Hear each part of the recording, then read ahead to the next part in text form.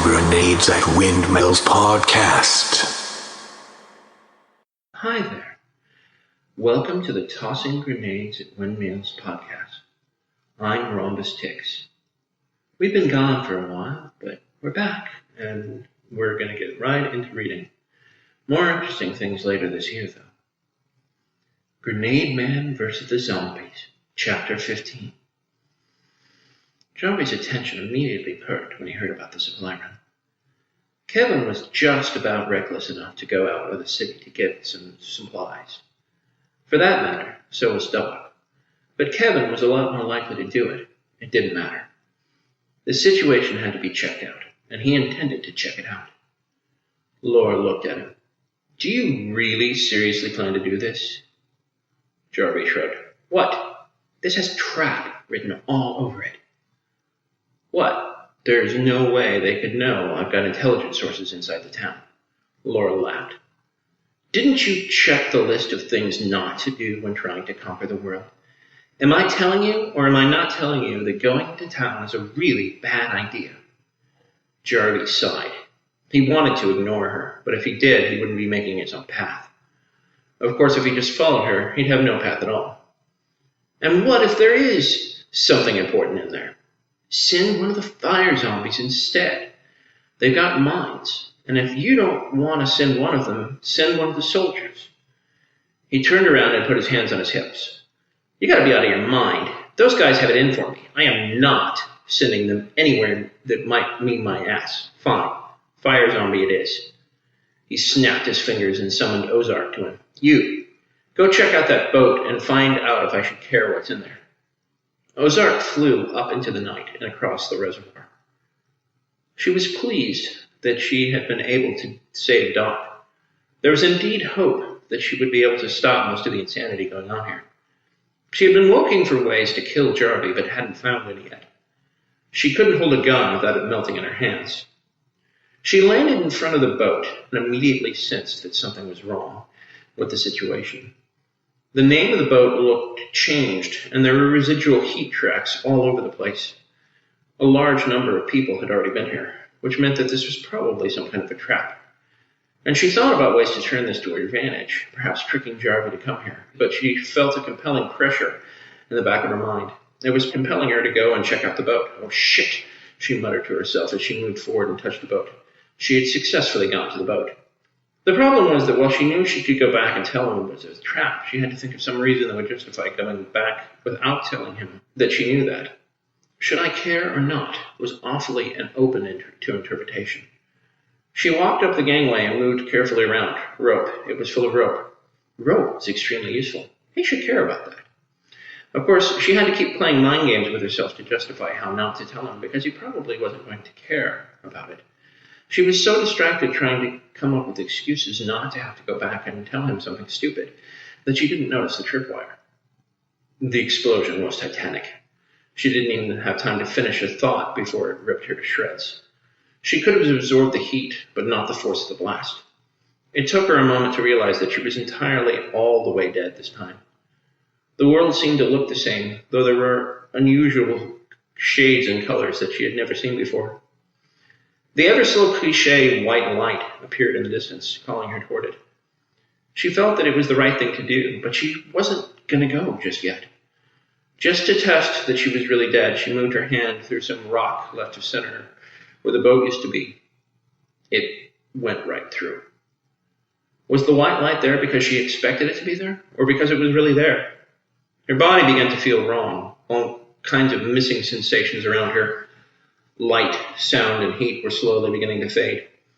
It wasn't that she was going away, but whatever was left of her was beginning to realize that she didn't have a body anymore. If she didn't have a body, how was she going to affect the material world in a way that mattered? Obviously, people didn't stay behind all the time, or there would be a lot more evidence of ghosts. She didn't have answers to any of these things, but she was still going to stay.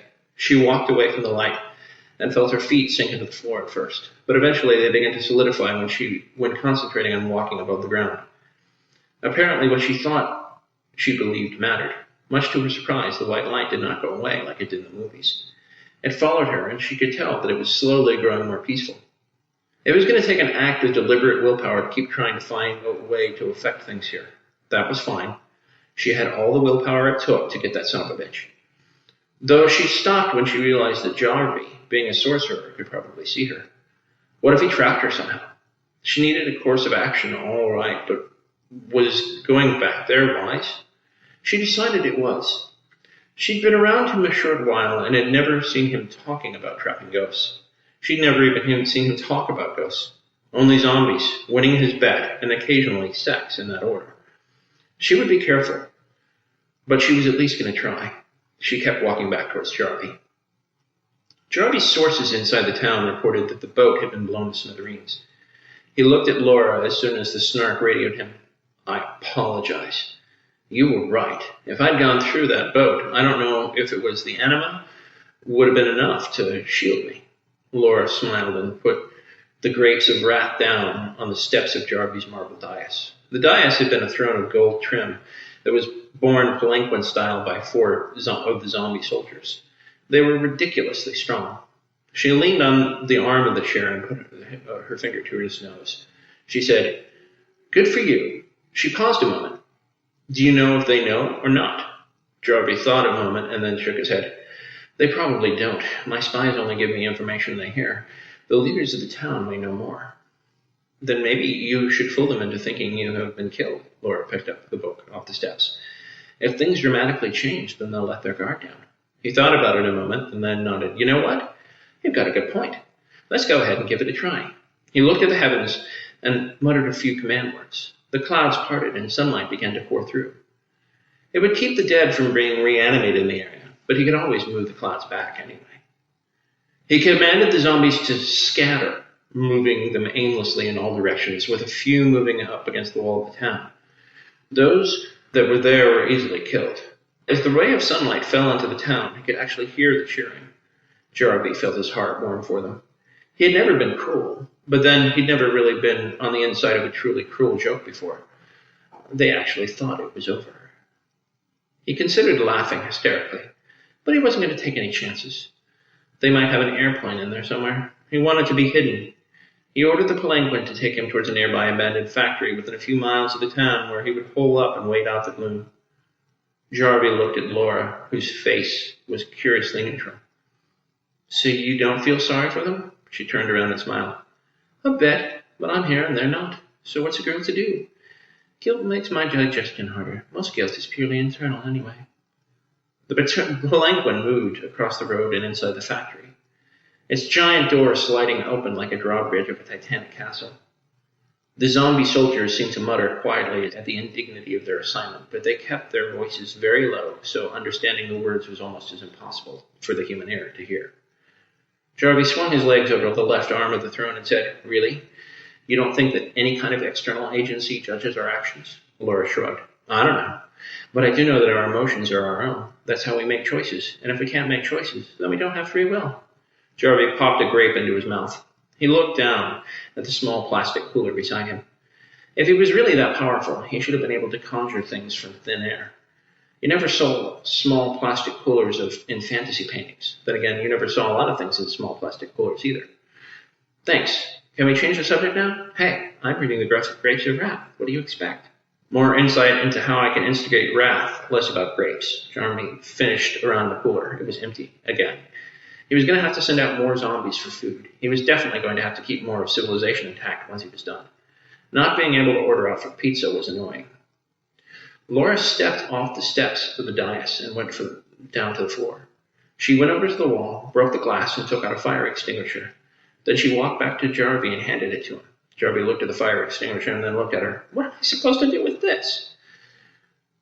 Laura took a step back and looked cryptic. She said, "It's a metaphor."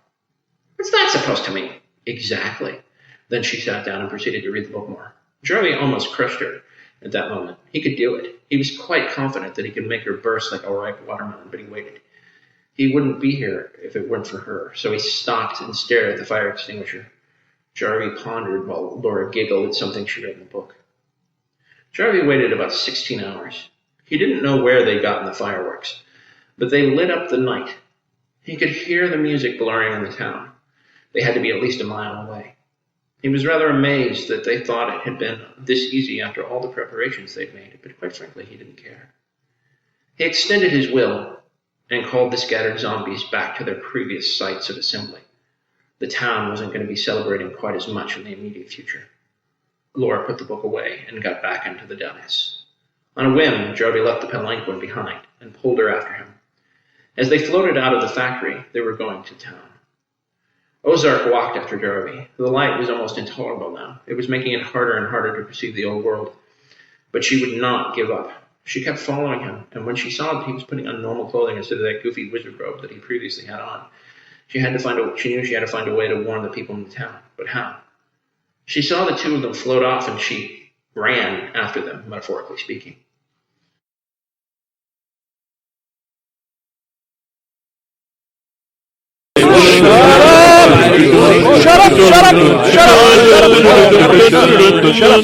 Shut up! This has been Rhombus Tix reading to you from the Tossing Grenades at Windmills podcast.